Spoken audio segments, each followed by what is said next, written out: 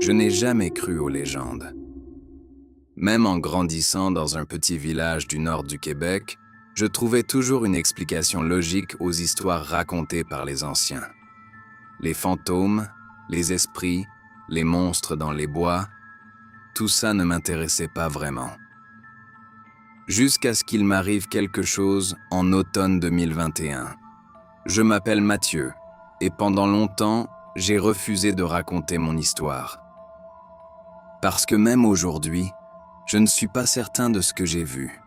Je sais seulement que quelque chose vivait dans cette forêt. Quelque chose qui me regardait et qui savait exactement qui j'étais.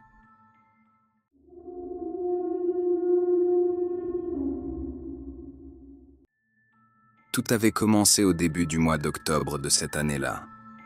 Les érables perdaient leurs feuilles et les nuits devenaient déjà glaciales.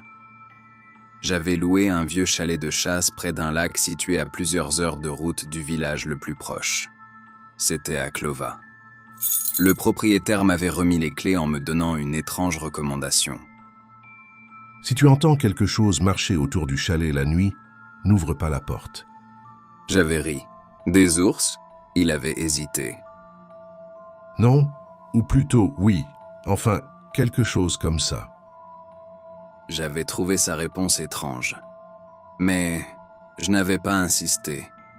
J'avais vraiment besoin de décrocher. Et après l'année difficile que je venais de traverser, je voulais passer quelques jours seul dans le bois. Sans téléphone, sans internet, sans personne. J'y étais donc quand même allé. Après quelques heures à conduire dans le bois, j'étais enfin arrivé. Je m'étais stationné à côté du chalet. Et il était vieux. Très vieux. À l'intérieur, les planches grinçaient sous les pieds et le vent s'infiltrait par les fissures des murs. Mais l'endroit avait quelque chose de paisible, du moins au début. Le premier soir, tout était normal. Le deuxième aussi. Puis, le troisième matin, j'avais remarqué quelque chose. Il y avait des traces. Elles faisaient tout le tour du chalet. Je m'étais accroupi pour les observer, et mon estomac s'était noué immédiatement. Ces empreintes ressemblaient à des pas humains, mais elles étaient beaucoup trop grandes, beaucoup trop profondes. Elles étaient énormes, comme si une personne gigantesque avait marché autour de la cabane toute la nuit. J'avais essayé de me convaincre qu'il s'agissait d'un chasseur. Pourtant, quelque chose clochait. Les empreintes sortaient directement de la forêt, puis retournaient dans la forêt. Il n'y avait aucune trace de véhicule, et aucun sentier. Rien. Cette nuit-là, j'avais eu du mal à dormir. Et vers 2 heures du matin, un bruit m'avait réveillé.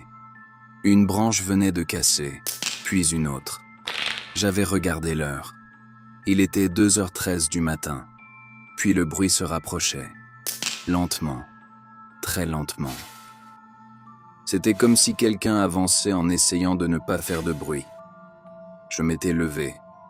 J'avais écarté le rideau à la fenêtre. Et j'avais regardé dehors. La forêt était plongée dans l'obscurité. Mais je pouvais voir qu'il y avait quelque chose à la lisière de la forêt. C'était une silhouette. Entre deux sapins. J'avais cligné des yeux. Et la silhouette avait disparu. J'étais resté figé pendant plusieurs minutes avant de me coucher. Mais je savais déjà une chose. Je n'étais plus seul ici.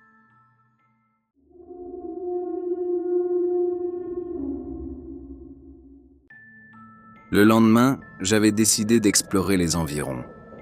Je voulais trouver une explication à ce que j'avais vu durant la nuit. N'importe laquelle. Et au cours de ma randonnée, j'avais découvert plusieurs choses étranges. Des arbres profondément griffés. Des branches cassées à plus de 3 mètres du sol. Et surtout, un vieux campement abandonné au milieu de nulle part. Et il semblait désert depuis des années. Une bâche déchirée flottait au vent. Une vieille chaise était renversée. et un cercle de pierre indiquait l'emplacement d'un ancien feu. Puis j'y avais trouvé quelque chose. Un carnet. Il était abîmé par l'humidité. Je l'avais ouvert. Les premières pages étaient illisibles, mais certaines phrases pouvaient encore être déchiffrées. Il nous observe. Ne répond jamais lorsqu'il appelle. Les voix ne sont pas réelles. J'avais senti un frisson parcourir tout mon dos. J'avais quitté précipitamment le vieux campement et j'avais emporté le carnet avec moi. C'était cette nuit-là que le véritable cauchemar avait commencé. Vers 3 heures du matin, j'avais été réveillé par une voix familière, celle de ma mère. Mathieu? Mon cœur s'était arrêté. Ma mère habitait à plusieurs centaines de kilomètres, et elle était incapable de me joindre ici. Mathieu? La voix provenait de l'extérieur, juste derrière le chalet. Mathieu? J'étais resté immobile, paralysé de peur. Mathieu? Puis je m'étais rappelé la phrase que j'avais lue dans le carnet. « Ne réponds jamais lorsqu'il appelle. » J'avais gardé le silence. Mathieu? Mon cœur battait la chamade. La voix avait continué pendant plusieurs minutes. Toujours identique, Mathieu? toujours parfaite.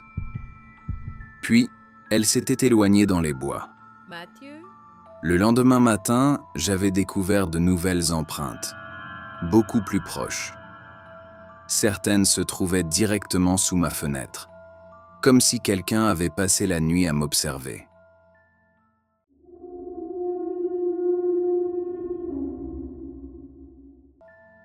Le 5e soir, une tempête avait éclaté. Le vent faisait vibrer les murs, la pluie frappait les fenêtres, et la forêt semblait vivante. Vers minuit, l'électricité du chalet s'était interrompue brutalement, et tout était devenu noir. Puis j'avais entendu un bruit, sur le toit.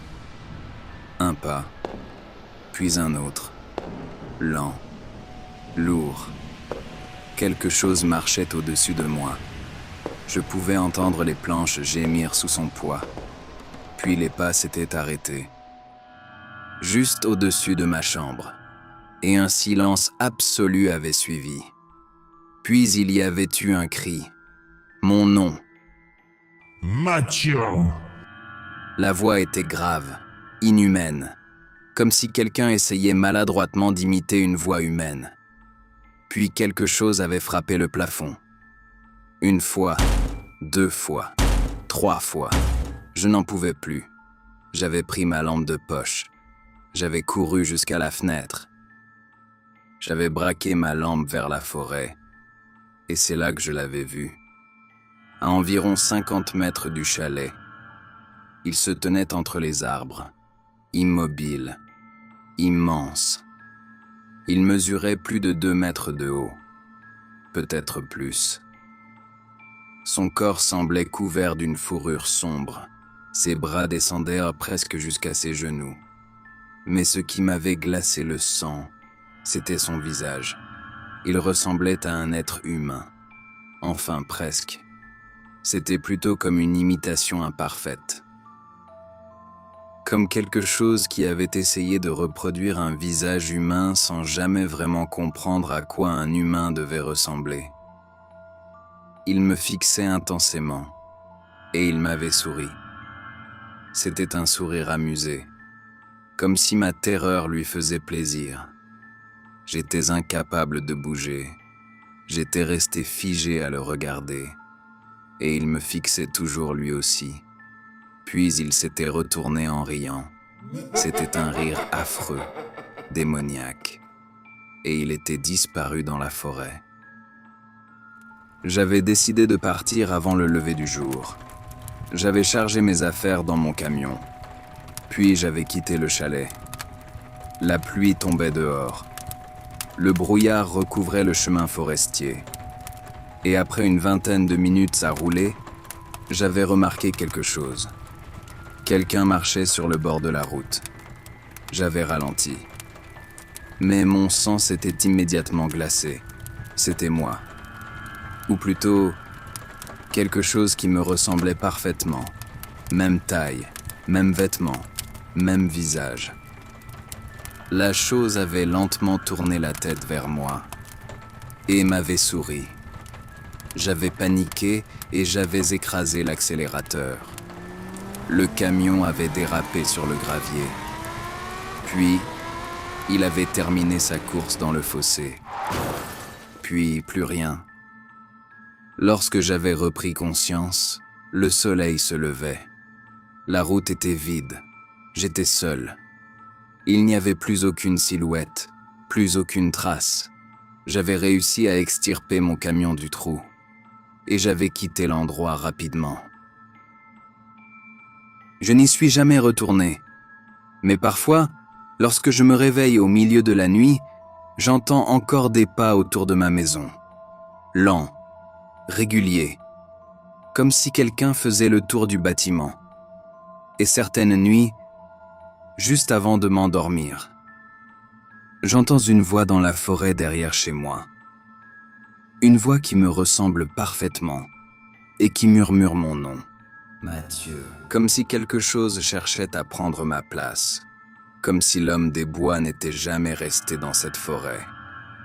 Comme s'il m'avait suivi jusque chez moi. Abonne-toi si mon histoire t'a fait frissonner. Parce qu'ici, les légendes ne sont jamais vraiment des légendes.